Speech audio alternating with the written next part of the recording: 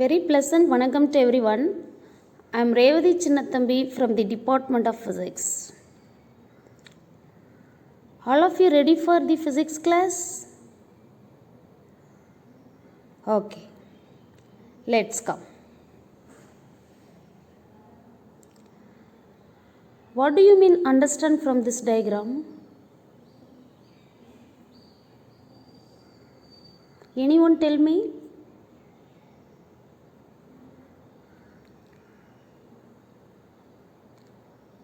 இந்த படத்துல இருந்து உங்களுக்கு என்ன புரியுது? சரி, நானே கேட்குறேன். இந்த எக்ஸ் கிராஸ் சிம்பிள் யாரை மீன் பண்ணுது? Magnetic field. எதனால் நம்ம கிராஸ் சிம்பிள் போட்டிருக்கோம்? Magnetic field is inward along the z axis, inward. What is this? This is a conductor. This conductor only kept in this uniform magnetic field. இதுதான் கடத்தி. இந்த கடத்தியை நம்ம என்ன பண்ணியிருக்கோம் அப்படின்னா, பி காந்தப்புல வலிமை இருக்கிற சீரான காந்தப்புலத்துக்குள்ளே வச்சுருக்கோம். Length of this conductor length of this conductor L அப்படின்னு சொல்லி கன்சிடர் பண்ணியிருக்கோம்.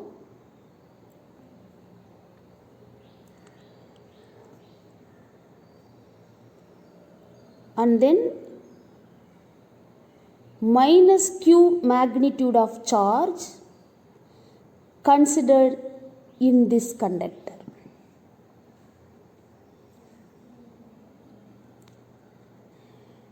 The velocity of this negative charge Vd.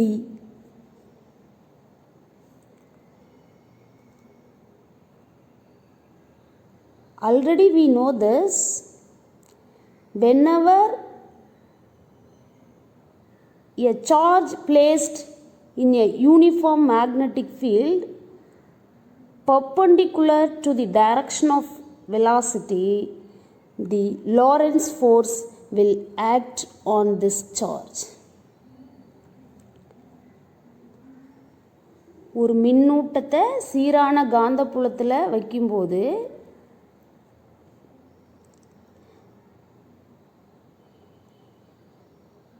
அந்த மின்னூட்டத்தோட திசை வேகத்துக்கு செங்குத்து திசையில் ஒரு விசை செயல்படும். அந்த விசையை தான் நம்ம என்னன்னு படித்தோம்? லாரன்ஸ் விசைன்னு படித்தோம். That force acting vertically downward, that is denoted by FB. Why here force acting downward? Positively charged particle or positive charge keeping inside of the magnetic field means the Lorentz force will act vertically upward.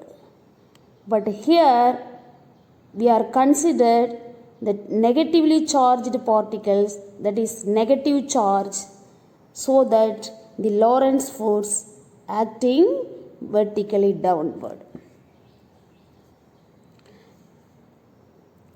All of you clear with this? ஒரு சீரான காந்தப்புலத்துக்குள்ள plus Q மின்சுமை கொண்ட ஒரு துகளை வச்சுருந்தோம் அப்படின்னா, அந்த துகளின் மீது செயல்படுற அல்லது அந்த மின்னூட்டத்தின் மீது செயல்படுற லாரன்ஸ் விசை மேல் நோக்கி செயல்படும். இங்கே நாம் எடுத்திருக்கிறது யார் அப்படின்னு பார்த்திங்கன்னா எதிர் மின்னூட்டம்.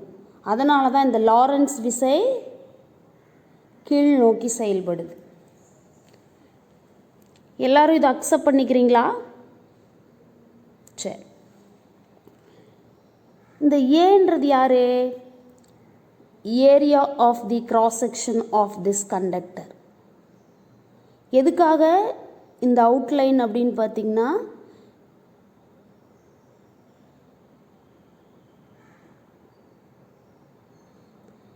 இதுதான் area of the cross section of the conductor. இந்த எட்ஜ் ஆஃப் தி கண்டக்டரில் வந்து சம் இர்ரெகுலர் ஷேப் இருக்கிறதுனால ஏரியா ஆஃப் தி கிராஸ் செக்ஷனை நம்ம அண்டர்ஸ்டாண்ட் பண்ணணுங்கிறதுக்காக இந்த பார்ட்டை வந்து கோட் பண்ணியிருக்காங்க. இதுதான் இந்த கண்டக்டரோட area of the cross section, இந்த கடத்தியின் குறுக்கு பரப்பு அப்படின்னு சொல்லுவோம்.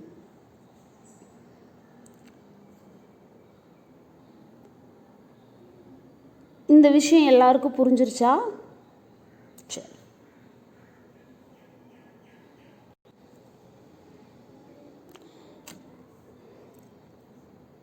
அந்த டயக்ராம்லேருந்தே ஓரளவுக்கு கெஸ் பண்ணியிருப்பீங்க நான் இன்றைக்கி உங்களுக்கு என்ன சொல்லித்தர போகிறேன் அப்படின்னு. Force on a current carrying conductor placed in a magnetic field. என்ன அர்த்தம் இதுக்கு? ஃபோர்ஸ் அப்படின்னா விசை. On a current carrying conductor அப்படின்னா மின்னோட்டம் பாஞ்சிக்கிட்டு இருக்கிற அந்த கடத்தியின் மீது.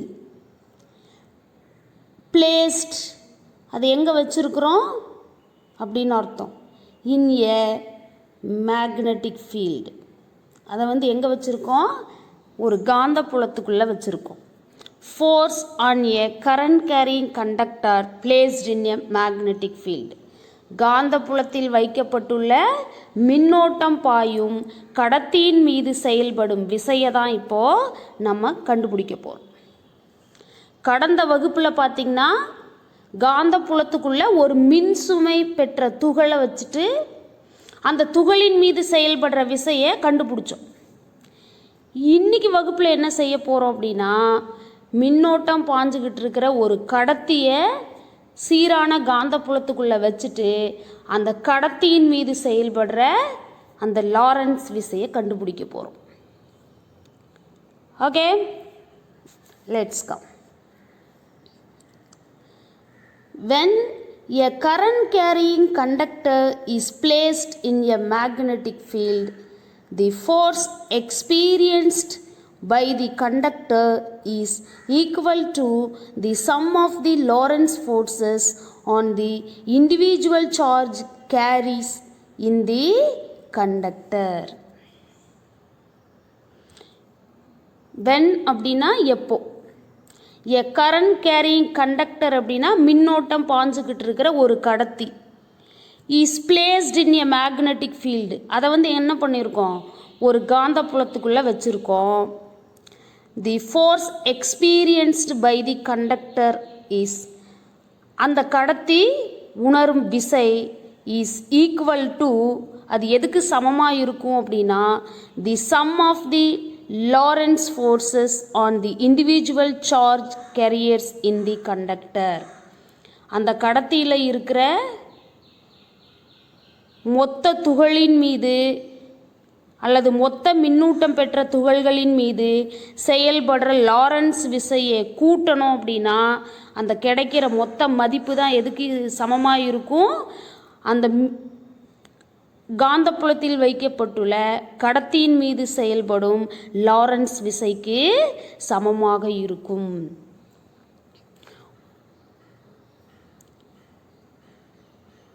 -q அளவு எண் மதிப்பு இருக்கிற ஒரு மின்னூட்டம் காந்தப்புலத்தில் வச்சுருக்குன்னு வச்சுக்குவோம். அப்போ அதன் மீது செயல்படுற லாரன்ஸ் விசையை வந்து நம்ம எஃப்எம்னு வச்சுக்கிறோம். இது ஒரு மின்னூட்டம் பெற்ற துகளுக்கு அல்லது மின்னூட்டத்துக்கு. இங்கே நாம் என்ன பண்ணியிருக்கோம்? ஒரு முழு கடத்தியவே எடுத்து காந்தப்புலத்துக்குள்ளே வச்சுருக்கோம். அப்போது அந்த கடத்தியில் இருக்கிற மின்னூட்டங்களோட எண்ணிக்கையை பொறுத்து அதன் மீது செயல்படுற லாரன்ஸ் விசையோட மதிப்பு மாறுபடும். ஒருவேளை அந்த கடத்தியில் n மின்னூட்டங்கள் இருந்துச்சு அப்படின்னா லாரன்ஸ் விசை எதுக்கு சமமாக இருக்கும்? NFMக்கு சமமாக இருக்கும். ஒரு துகளின் மீது செயல்படும் லாரன்ஸ் விசை FM. அப்போ n துகள்களின் மீது செயல்படும் லாரன்ஸ் விசை NFMக்கு சமமாக இருக்கும். அந்த n துகள்களின் மீது செயல்படுற n எண்ணிக்கையில் இருக்கிற துகள்களின் மீது செயல்படுற லாரன்ஸ் விசையோட கூட்டுத்தொகை அந்த கடத்தியின் மீது செயல்படும் மொத்த லாரன்ஸ் விசைக்கு சமமாக இருக்கும். எல்லாரும் இதை ஒத்துக்கிறீங்களா? Okay. When a current carrying conductor is placed in a magnetic field, the force experienced by the conductor is equal to the sum of Lorentz forces on the individual charge carriers in the conductor.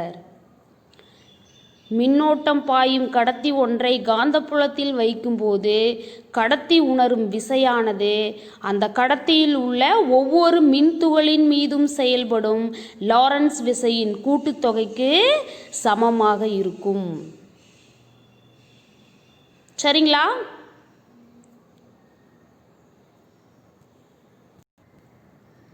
கவனிங்க. Consider a small segment of conductor of length dl with cross-sectional area A. Consider அப்படின்னா அந்த மாதிரி ஒரு கருத்தில் எடுத்துக்கிறது, அப்படி இருக்கிறதா கருதிக்கிறது. A small segment of conductor of length dl. கண்டக்டரோட மொத்த நீளம் L. அந்த கண்டக்டரில் டிஎல் நீளம் கொண்ட ஒரு சிறிய பகுதியை மட்டும் கருத்தில் எடுத்துக்கிறோம். அந்த சிறிய பகுதி வித் கிராஸ் செக்ஷனல் ஏரியா ஏ அப்படின்னா குறுக்கு பரப்பு ஏ. அந்த கடத்தியோட குறுக்கு பரப்பு ஏ. Consider a small segment of conductor of length dl with cross sectional area A.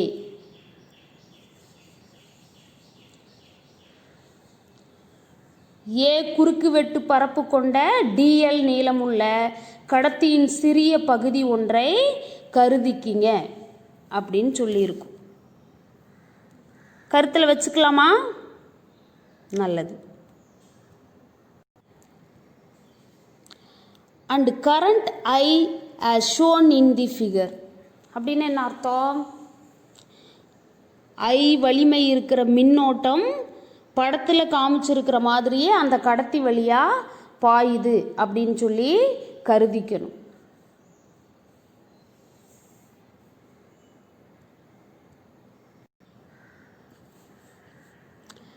The free electrons drift opposite to the direction of current.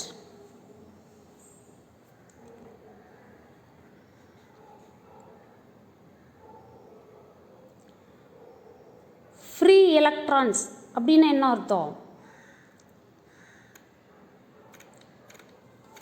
கட்டுரா எலக்ட்ரான்கள். ஃப்ரீ எலக்ட்ரான்ஸ் அப்படின்னு என்ன அர்த்தம்? கட்டுரா எலக்ட்ரான்கள் drift opposite to the direction of current. கட்டுரா எலக்ட்ரான்கள் மின்னோட்டத்தின் திசைக்கு எதிராக நகர்கின்றன.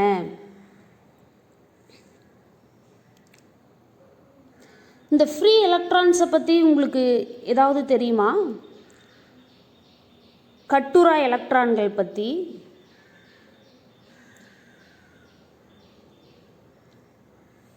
ஒரு அணு இருக்குது, ஒரு ஆட்டம் கன்சிடர் பண்ணுறோம். நியூக்ளியஸ் ஆஃப் அண்ட் ஆட்டமில் பார்த்திங்கன்னா புரோட்டானும் நியூட்ரானும் ரெஸ்டில் இருக்கும். But the electrons are revolving around the nucleus. ஒரு ஆட்டமோட நியூக்ளியஸுக்குள்ளே புரோட்டானும் நியூட்ரானும் ரெஸ்டில் இருக்கும். அதாவது பாசிட்டிவ்லி சார்ஜ்டு பார்ட்டிகல்ஸும் சார்ஜ்லெஸ் பார்ட்டிகல்ஸும் ரெஸ்டில் இருக்கும். ஆனால் எலக்ட்ரான்ஸ் வந்துட்டு அந்த அணுக்கரு உட்கருவை சுற்றி வந்துக்கிட்டு இருக்கும், தன்னோட சுற்றுவட்ட பாதையில் சுற்றி வந்துக்கிட்டு இருக்கும். இப்போ எல்லா எலக்ட்ரான்ஸும் ஒரே ஆர்பிட்ஸில் சுற்றி வருமா? Electrons are revolving around the nucleus. அணுக்கருவை எலக்ட்ரான்கள் சுற்றி வந்துக்கிட்டு இருக்கும்.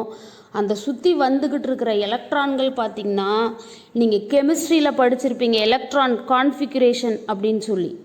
அந்த அடிப்படையில் என்ன செய்யும் அப்படின்னா, ஒரு குறிப்பிட்ட எலிமெண்ட்டோட ஆட்டம்க்கு பார்த்தீங்கன்னா கே ஆர்பிட்டில் இவ்வளோ நம்பர் ஆஃப் எலக்ட்ரான்ஸ் இருக்கும், எல் ஆர்பிட்டில் இவ்வளோ number of electrons,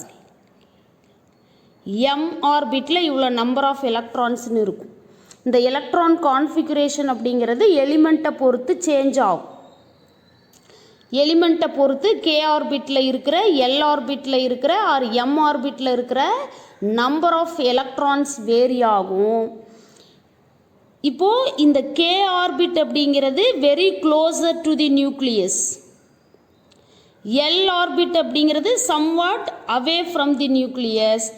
M orbit very long from the nucleus. K L ஆர்பிட்டை கம்பேர் பண்ணும்போது எம் ஆர்பிட்டுங்கிறது நியூக்ளியஸ்லேருந்து ரொம்ப லாங்கில் இருக்கும்.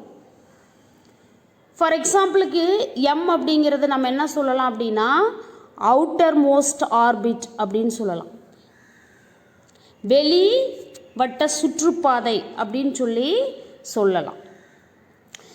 இப்போது நியூக்ளியஸ்குள்ளே இருக்கிற புரோட்டானையும் நியூட்ரானையும் புரோட்டான் என்ன செய்யும் அப்படின்னா இந்த கே ஆர்பிட்டில் இருக்கிற எலக்ட்ரான்ஸை தன்னோட கட்டுப்பாட்டில் வச்சுருக்கும். ஏன்னா மொத்த புரோட்டானும் நியூக்ளியஸ்குள்ளே இருக்குது.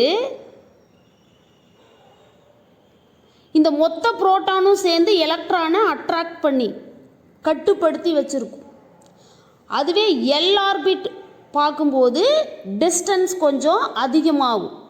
டிஸ்டன்ஸ் அதிகமாகும்போது இந்த நியூக்ளியஸ்குள்ளே இருக்கிற புரோட்டான்ஸ் எலக்ட்ரானை கட்டுப்படுத்துகிற அளவு குறையும், ஆனால் கட்டுப்படுத்தி வச்சுருக்கும். எலக்ட்ரோஸ்டாட்டிக் அட்ராக்டிவ் ஃபோர்ஸ் இங்கே ப்ரெசண்ட் ஆகும். நியூக்ளியஸ்குள்ளே புரோட்டான்ஸ் இருக்குது, ஆர்பிட்ஸில் எலக்ட்ரான்ஸ் சுற்றி வந்துக்கிட்டு இருக்கு. எலக்ட்ரான்ஸுக்கும் புரோட்டான்ஸுக்கும் இடையில் யார் இருப்பா? எலக்ட்ரோஸ்டாட்டிக் அட்ராக்டிவ் ஃபோர்ஸ் ப்ரெசண்ட் ஆகும். இங்கே இன்னொரு விஷயத்தையும் நம்ம கருத்தில் எடுத்துக்கணும். என்ன அப்படின்னு பார்த்தீங்கன்னா inverse square law. Inverse square law அப்படின்னா என்னன்னு ஜென்ரலாக சொல்லுங்கள் பார்க்கலாம். Force is inversely proportional to square of the distance between them. இதுதான் general formula. F is inversely proportional to R square. அப்படின்னா என்ன அர்த்தம்? டிஸ்டன்ஸ் இன்க்ரீஸ் ஆக ஃபோர்ஸ் என்னாகும்? டிக்ரீஸ் ஆகும். இப்போ கே ஆர்பிட்ன்றது very closer to the nucleus, L orbit somewhat closer. ஒரு குறிப்பிட்ட அளவு தான் பக்கத்தில் இருக்குது, ஆனால் அது என்ன ஆகுது? கொஞ்சம் அட்ராக்டிவ் ஃபோர்ஸ் குறைய தான் செய்யும். ஏன்னா டிஸ்டன்ஸ் அதிகமாகும் போது ஃபோர்ஸு குறையும். எம் ஆர்பிட் அப்படிங்கிறது இன்னும் லாங்கில் இருக்குது. அப்போது டிஸ்டன்ஸ் இன்க்ரீஸ் ஆக என்ன ஆகும் அப்படின்னு பார்த்தீங்கன்னா the attractive nature will be decreased. அப்போ டிஸ்டன்ஸ் இன்க்ரீஸ் ஆச்சுன்னா ஃபோர்ஸ் டிக்ரீஸ் ஆகும். அந்த அடிப்படையில் தான் ஃபார் எக்ஸாம்பிளுக்கு இந்த எம் ஆர்பிட்டை நான் அவுட்டர் மோஸ்ட் ஆர்பிட் அப்படின்னு சொல்கிறேன்.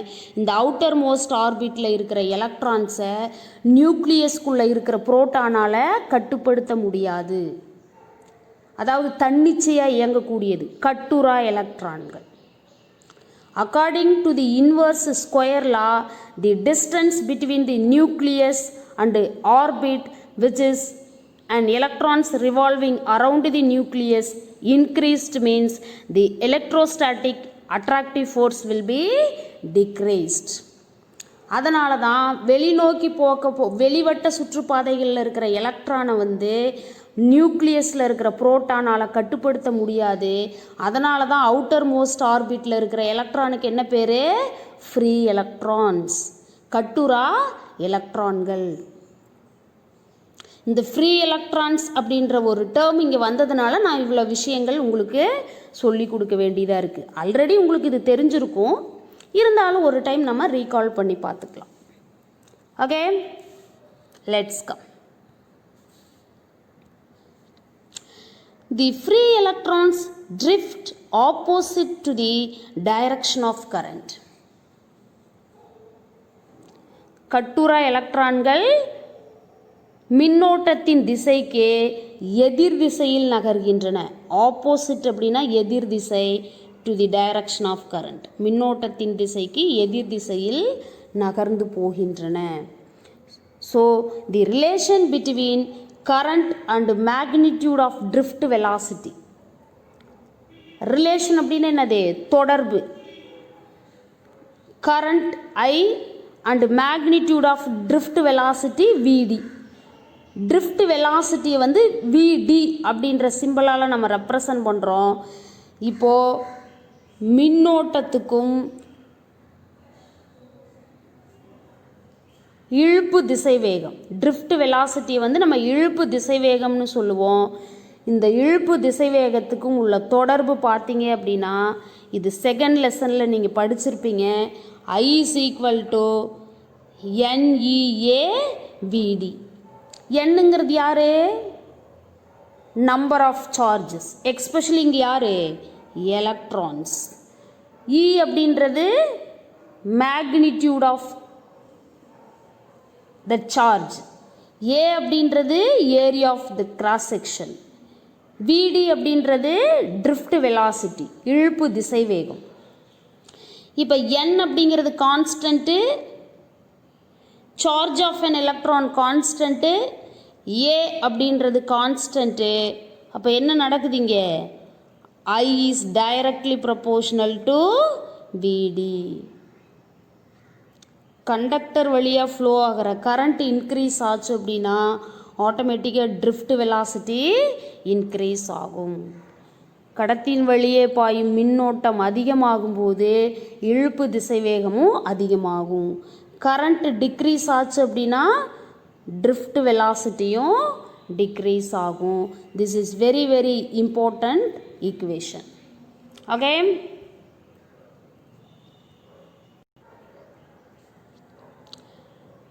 if the conductor is kept in a magnetic field B vector, then the average force experienced by the charge in the conductor is.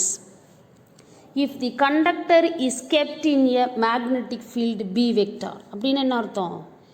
B காந்தப்புலம் வலிமை இருக்கிற ஒரு காந்தப்புலத்துக்குள்ள கண்டக்டர் அப்படின்னா கடத்தி, கெப்ட் அப்படின்னா வச்சிருக்கும். If the conductor is kept in a magnetic field B vector, then average force அப்படின்னா சராசரி விசை, experienced அப்படின்னா உணர்றது, by the charge in the conductor. யார் அந்த விசையை உணர்றாங்க? அந்த கடத்தியில் உள்ள மின்னூட்டம். If the conductor is kept in a magnetic field B vector, then average force experienced by the charge in the conductor is. இங்கே சார்ஜ் அப்படிங்கிறது யாரை மீன் பண்ணுது? Especially electrons. மின்னோட்டம் பாயும் இந்த கடத்தியை வந்து காந்தப்புலத்தினுள் வைக்கும்போது கடத்தியில் உள்ள மின் துகள் உணரும் சராசரி விசை. இந்த எக்ஸ்பிரஷனை வேறு எங்கேயாவது பார்த்துருக்கீங்களா? இந்த சமன்பாட்டை வேறு எங்கேயாவது நீங்கள் பார்த்துருக்கீங்களான்னு சொல்லுங்கள் பார்க்கலாம். Fm vector is equal to Q into VD vector cross B vector. இந்த சமன்பாட்டை பார்த்துருக்கீங்களா? பார்த்துருக்கோம். இதுதான் யார்? Expression for Lawrence force. இங்கே ஒரு சார்ஜ் பிளேஸ் பண்ணியிருந்ததுனால நம்ம F கேப்ஸ் யூஸ் பண்ணோம்.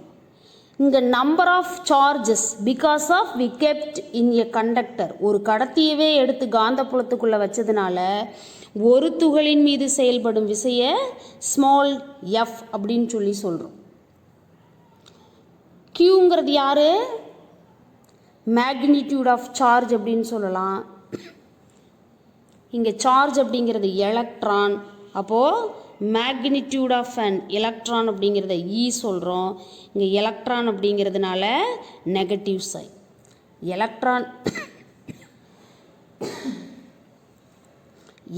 அப்படிங்கிறதுனால மட்டும் நம்ம நெகட்டிவ் சைன் அப்ளை பண்ணல.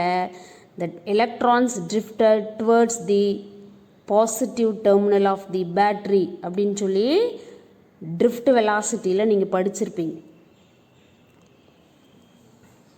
இயங்கிக்கிட்டு இருக்கிற அந்த எலக்ட்ரான், கட்டுரா எலக்ட்ரான் மின்கலத்தோட நேர்மின் சுமையை மின்கலத்தோட நேர்மின் முனையை நோக்கி இயங்கும் அப்படின்னு சொல்லி நீங்கள் படிச்சிருப்பீங்க. அதனால தான் இந்த நெகட்டிவ் சைன் நம்ம அப்ளை பண்ணுறோம். அப்போ instead of this magnitude of charge minus ஈன்னு அப்ளை பண்ணியிருக்கோம். Instead of velocity drift velocity போட்டிருக்கோம். And magnetic field strength B vector, isn't it? Okay.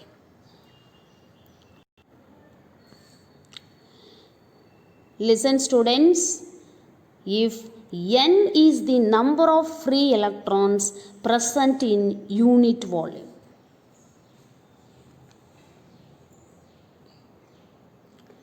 small n அப்படிங்கிறது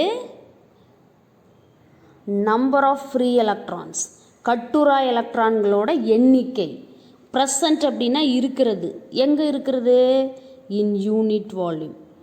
ஓரலகு பருமனில் உள்ள அந்த கடத்தியில் ஓரலகு பருமனில் உள்ள கட்டுரா எலக்ட்ரான்களோட எண்ணிக்கையை நம்ம ஸ்மால் என் அப்படின்னு சொல்லி எடுத்துக்கிறோம்.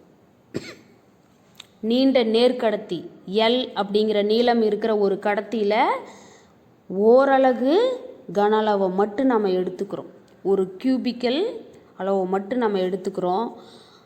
அதில் இருக்கிற கட்டுரா எலக்ட்ரான்களோட எண்ணிக்கை n அப்படின்னு சொல்லி சொல்கிறோம். அப்போ என்னங்கிறது எதுக்கு சமமாக இருக்கும் அப்படின்னா total number of electrons present in that conductor with respect to volume, where n is இங்கே சொல்லியிருக்கோம் the number of free electrons in the small element of volume V is equal to A into dl அப்படின்னு சொல்லி small என்னங்கிறது ஓரலகு பருமனுக்கான கட்டுரா எலக்ட்ரான்களோட எண்ணிக்கை அப்படின்னு எடுத்துக்கிட்டோம் அப்படின்னா n சமம் n டிவைடட் பை v. இங்கே கேபிட்டல் n அப்படிங்கிறது எதுக்கு சமமாக இருக்கும்? v சமம் a இன்ட்டு dl. விங்கிறது கன அளவு, ஏங்கிறது குறுக்கு பரப்பு, dl அப்படிங்கிறது அந்த கடத்தியில் நாம் எடுத்துக்கிட்ட ஒரு சிறிய நீளம். கேபிட்டல் n அப்படிங்கிறது v சமம் a dl பருமனில் உள்ள கடத்தியின் சிறு பகுதியில் உள்ள கட்டுரா எலக்ட்ரான்களின் மொத்த எண்ணிக்கையாகும். யூனிட் வால்யூமில் இருக்கிற number of free electron small N. dl length இருக்கிற dl லென்த்தும் a area of the cross செக்ஷனும் இருக்கிற அந்த வால்யூமில் இருக்கிற number of free electrons capital n. Okay. Hence, Lorentz force on the elementary section of length dl is the product of the number of electrons n is equal to na dl and the force acting on each electron. Hence அப்படின்னது எனவே Lorentz force on the Lorentz forceங்கிறது Lorentz விசை on the elementary section of dl. dl நீளம் இருக்கிற அந்த சிறிய பகுதி, அது dl நீளம் இருக்கிற அந்த சிறிய பகுதியில் மட்டும் செயல்படுற லாரன்ஸ் விசை இஸ் அது எதுக்கு சமமாக இருக்கும்? தி ப்ராடக்ட் ஆஃப் அப்படின்னா பெருக்கிறதுக்கு of the number of electrons, number of electrons and the force acting on each electron. எலக்ட்ரான்களோட எண்ணிக்கையவும் ஒவ்வொரு எலக்ட்ரானின் மீது செயல்படும் அந்த லாரன்ஸ் விசையும் பெருக்கிற தொகைக்கு யார் சமமாக இருப்பாங்க?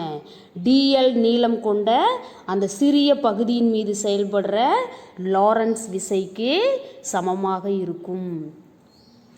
Hence, Lorentz force on the elementary section of length dl is the product of the number of the electrons and the force acting on each electron.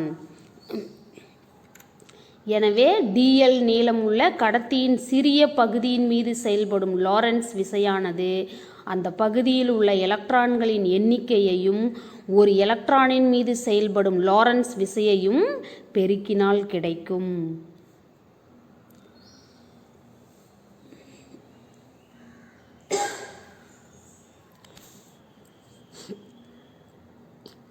ஏற்கனவே நம்ம கண்டுபிடிச்ச லாரன்ஸ் விசையை சொல்லுங்கள் பார்க்கலாம். ஒரு எலக்ட்ரானுக்கு F வெக்டார் சமம் minus e into VD vector cross B வெக்டார்னு கண்டுபிடிச்சிருக்கோம். இப்போது n நம்பர் ஆஃப் எலக்ட்ரான்ஸ் அப்படின்னு இருக்கிறதுனால dl லென்த் இருக்கிற அந்த பகுதியில் மட்டும் செயல்படுற லாரன்ஸ் விசைன்னு வரும்போது எஃப் கூட இந்த எண்ணை மல்டிபிள் பண்ணணும். அப்படின்னு என்ன அர்த்தம்?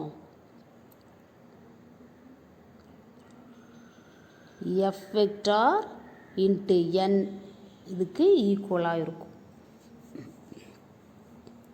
அப்போது minus e into VD vector cross B vector into capital என்னன்னு கிடைக்கும். இந்த கேபிட்டல் என்னோட வேல்யூ நம்ம என்னன்னு கண்டுபிடிச்சிருக்கோம்? NaDlன்னு கண்டுபிடிச்சிருக்கோம். அதை இங்கே அப்ளை பண்ணிக்கணும்.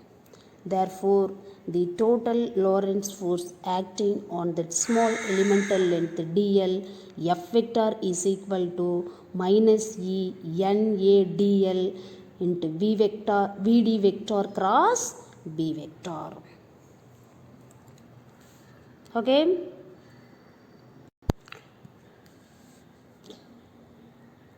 The current element in the conductor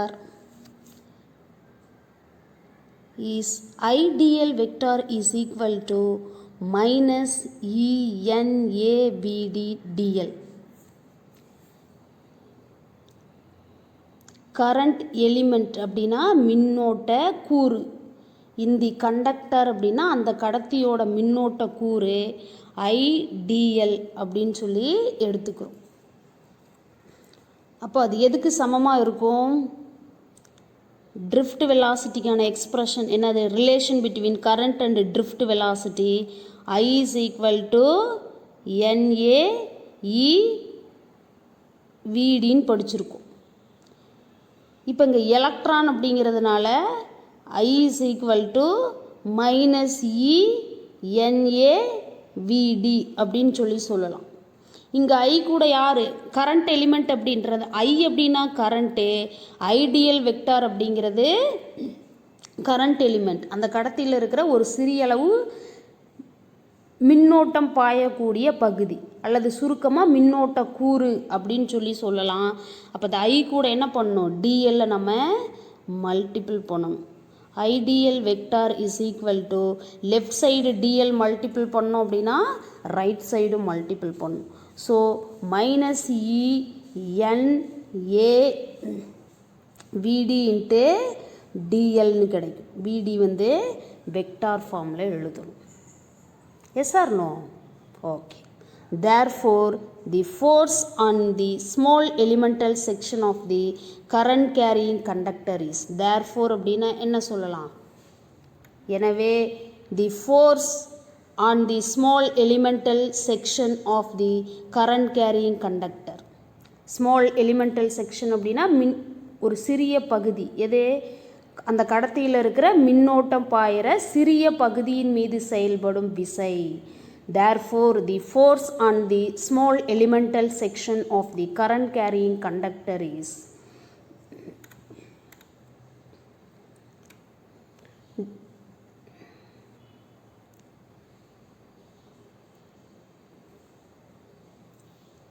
df vector is equal to I dl vector cross b vector. எப்படி இதை எழுதியிருக்கோம்?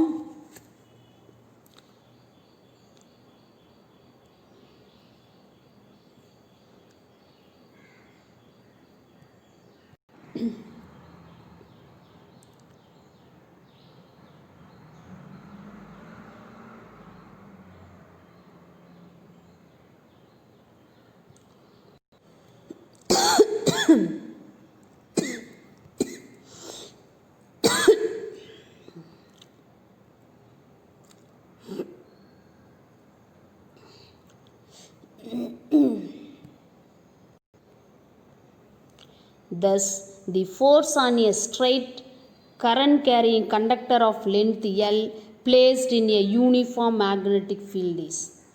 Thus, அப்படின்னா என்ன அர்த்தம்? எனவே the force on a straight current carrying conductor of length L, L நீளம் இருக்கிற மின்னோட்டம் பாஞ்சுக்கிட்டு இருக்கிற அந்த கடத்தி உணரும் விசை அது எங்கே இருக்குது? பிளேஸ்ட் இன் எ யூனிஃபார்ம் மேக்னெட்டிக் ஃபீல்டு, சீரான காந்தப்புலத்தில். எல் நீளம் கொண்ட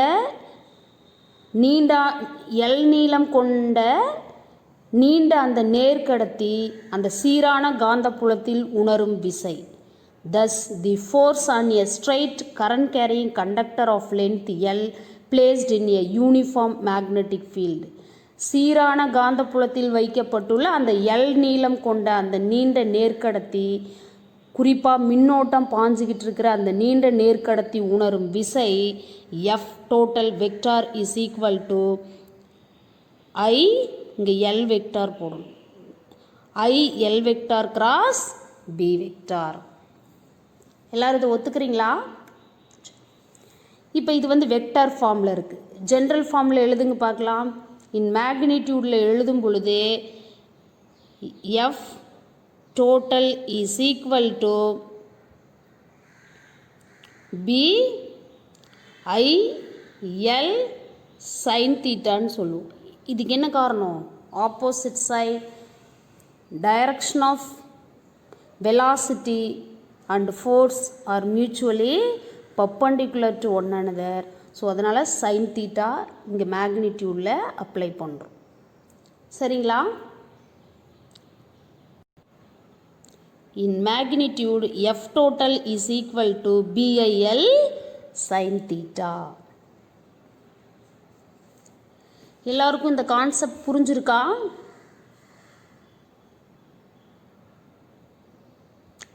okay.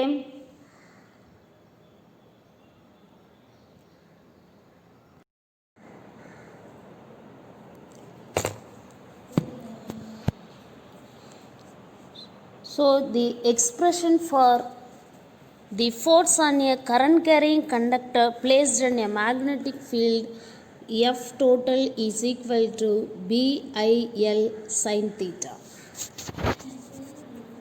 Isn't it? Yes. Then special cases, சிறப்பு நேர்வுகள் பற்றி தெரிஞ்சுக்க போகிறோம். This is very important. If the conductor is placed along the direction of the magnetic field, the angle then theta is equal to 0 degree. If the conductor, ஒருவேளை கடத்தி is placed, வைக்கிறோம் எப்படி? along the direction of the magnetic field, கடத்தியை வந்து ஒருவேளை காந்தப்புலத்தோட திசையிலேயே நம்ம வச்சுருந்தோம் அப்படின்னா தி ஆங்கிள் கோணம் தீட்டா ஈக்குவல் டு 0 டிகிரி, ஒன்றுக்கொன்று இணையாக இருக்கும் இல்லையா? அப்போ theta equal to 0 degree. Hence எனவே the force experienced by the conductor is 0. Hence அப்படின்னா எனவே தி ஃபோர்ஸ் எக்ஸ்பீரியன்ஸ்டு அப்படின்னா கடத்தி உணர்ந்த விசை பை தி கண்டக்டர், கடத்தி உணர்ந்த விசை is 0. If the conductor is placed along the direction of the magnetic field, the angle then theta is equal to 0 degree. Hence, the force experienced by the conductor is 0. காந்தப்புலத்தின் திசைக்கு இணையாக மின்னோட்டம் பாயும் கடத்தியை வைக்கும்போது இவற்றிற்கிடையேயான கோணம் தீட்டா ஈக்குவல் டு 0 டிகிரி. எனவே மின்னோட்டம் பாயும் கடத்தி உணரும் விசை சுழியாகும். என்ன காரணம்? Theta equal to 0. அப்போ சைன் 0 அப்படின்னா 0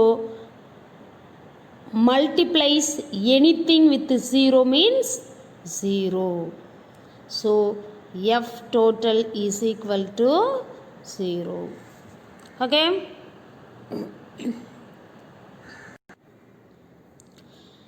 If the conductor is placed perpendicular to the magnetic field, then the angle theta is equal to 90 degree. Hence, the force experienced by the conductor is maximum, which is F total is equal to BIL. If the conductor, ஒருவேளை அந்த கடத்தி is placed, அப்படி வச்சிருந்தா எப்படி? perpendicular to the magnetic field. ஒருவேளை அந்த மின்னோட்டம் பாஞ்சுக்கிட்டு இருக்கிற கடத்தி காந்தப்புலத்துக்கு செங்குத்தாக வச்சுருந்தா then the angle theta is equal to 90 degree. எனவே கோணம் theta is equal to 90 degree. Hence, the force experienced by the conductor, அந்த எனவே கடத்தினால் உணரப்பட்ட விசை is maximum, பெரும மதிப்பாக இருக்கும், which is F total is equal to BIL. அந்த மதிப்பு வந்து BILக்கு சமமாக இருக்கும். ஏன்னா F total is equal to BIL sin theta, theta is equal to 90 degree, sin 90 is equal to 1. அப்போ 1 எது கூட மல்டிபிள் பண்ணாலும் அதே வேல்யூ தான் வரும். therefore F total is equal to BIL. The force acting on that current carrying conductor which is placed in that uniform magnetic field will be maximum. All of you got my point? Okay.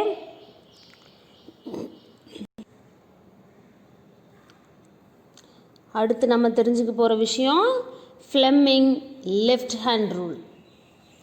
Left ஹேண்டுனா இது இடது கை. Fleming's left hand rule அப்படின்னா ஃப்ளெமிங்கின் இடக்கை விதி.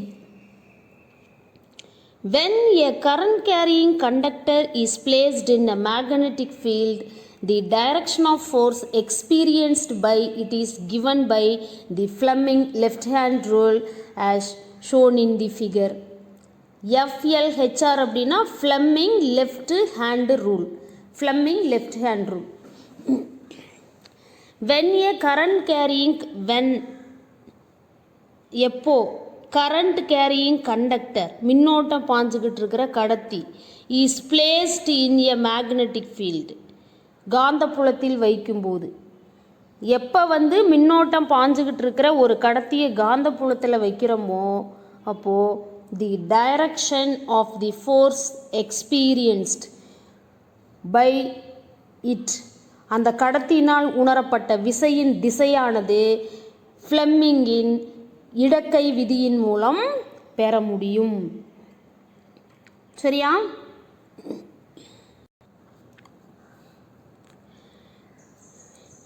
இந்த diagram கவனிங்க. நம்மளோட லெஃப்ட் ஹேண்ட் இருக்கு இல்லையா, நம்மளோட லெஃப்ட் ஹேண்டை வந்து லெஃப்ட் ஹேண்டில் இருக்கிற இந்த 2 ஃபிங்கர்ஸையும் இதே மாதிரி ஃபோல்ட் பண்ணிடுங்க. அடுத்தது என்ன செய்யுங்க அப்படின்னா, இந்த தம் ஃபிங்கர் வந்து வெர்டிக்கலி அப்வேர்டில் இருக்கணும். இந்த 4 ஃபிங்கர் வந்து along the direction of X ஆக்சிஸ்ன்னு இருக்கணும். இந்த middle finger along towards us. இந்த மிடில் ஃபிங்கர் என்ன பண்ணணும், நம்மளை நோக்கி இருக்கணும். உங்கள் கண்ணுக்கு நேராக இந்த இடது கையோட பெருவிரலை செங்குத்தாகவும் இந்த ஆள்காட்டி விரலை எக்ஸ் அச்சுக்கு இணையாகவும் இந்த நடுவிரலை வந்து உங்களை நோக்கியும் வச்சுக்கிங்க. இப்போ இந்த 3 விரல்களையும் உற்று நோக்கி பார்த்தீங்க அப்படின்னா இந்த 3 விரல்களும் ஒன்றுக்கொன்று செங்குத்தாக இருக்கும். குறிப்பாக இது வந்து 2 டைமென்ஷனல் வியூ, இதை இப்படித்தான் வரைய முடியும், இருபரிமாணம். இந்த மிடில் ஃபிங்கர் அப்படிங்கிறது என்ன பண்ணும், உங்களை நோக்கி இருக்கணும். அப்போ இந்த எந்த 2 விரல் எடுத்துக்கிட்டிங்கனாலும் அந்த விரல்களுக்கு இடையில் இருக்கிற கோணம் வந்து 90 டிகிரி இருக்கும். அந்த மாதிரி இந்த 3 விரல்களையும் நம்ம வச்சுக்கணும். சரியா? சுருக்கமாக பார்க்கலாமா? இங்கே இந்த தம் ஃபிங்கர் எதை பாயிண்ட் அவுட் பண்ணுது? ஃபோர்ஸ். 4 ஃபிங்கர் ஆள்காட்டி விரல் மேக்னெட்டிக் ஃபீல்டு. மிடில் ஃபிங்கர் நடுவிரல் கரண்ட் மின்னோட்டத்தோட திசையை குறிக்குது. ஞாபகம் வச்சுக்கிட்டிங்களா? Thumb finger points the force acting on the conductor. Forefinger points the direction of magnetic field. At the same time, the middle finger points in the direction of current which is flowing through that conductor.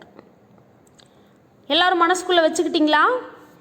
சரி, இப்போ rule என்னங்கிறத படிக்கலாமா? Wait.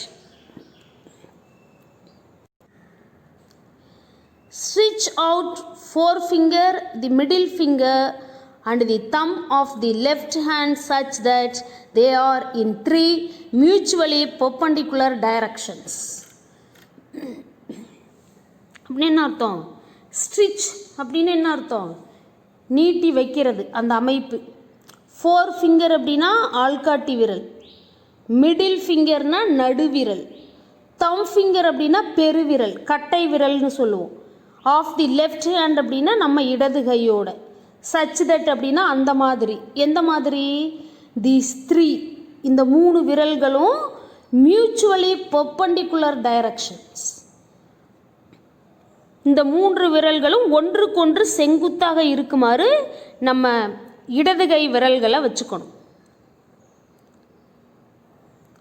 ஆள்காட்டி விரல், நடுவிரல், பெருவிரல் இந்த 3ம் ஒன்றுக்கொன்று செங்குத்தாக இருக்குமாறே நம்ம வச்சுக்கணும். வச்சாச்சா?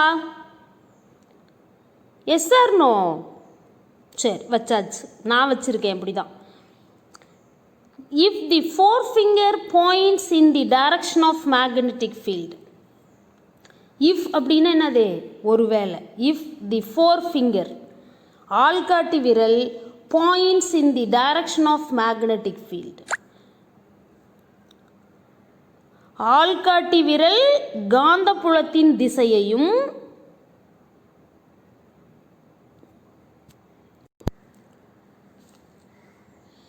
the middle finger in the direction of the electric current. middle fingerங்கிறது நடுவிரல் in the direction of electric current மின்னோட்டம் பாயும் திசையையும் குறிச்சிச்சுன்னா then the thumb will point in the direction of force experienced by the conductor. எனவே அந்த பெருவிரல் எதை குறிக்கும்? அந்த கடத்தியின் மீது செயல்பட்ட விசையின் திசையை குறிக்கும். இன்னொரு டைம் ஸ்டேட்மெண்ட் பார்க்கலாமா? Stitch out forefinger, the middle finger and the thumb of the left hand such that they are in 3 mutually perpendicular directions. If the forefinger points in the direction of magnetic field, middle finger in the direction of the electric current, then thumb will points in the direction of force experienced by the conductor. This is very very important 2 mark question. State Fleming left hand rule அப்படின்னு சொல்லி 2 marksல கேட்பாங்க. அதாவது ஒன்றுக்கொன்று செங்குத்தான திசையில் உள்ளவாறு இடது கையின் ஆள்காட்டி விரல், நடுவிரல் மற்றும் பெருவிரலை நீட்டி வைக்கும்போது ஆள்காட்டி விரல் காந்தப்புலத்தின் திசையையும் நடுவிரல் மின்னோட்டத்தின் திசையையும் காட்டினால் பெருவிரல் கடத்தி உணரும் விசையின் திசையை காட்டும். பெருவிரல் கடத்தி உணரும் விசையின் திசையை காட்டும். இதுதான் ஃப்ளெமிங்கோட இடக்கை விதி. எல்லாரும் இன்னொரு டைம் இதை செஞ்சு பார்த்துக்கிறீங்களா?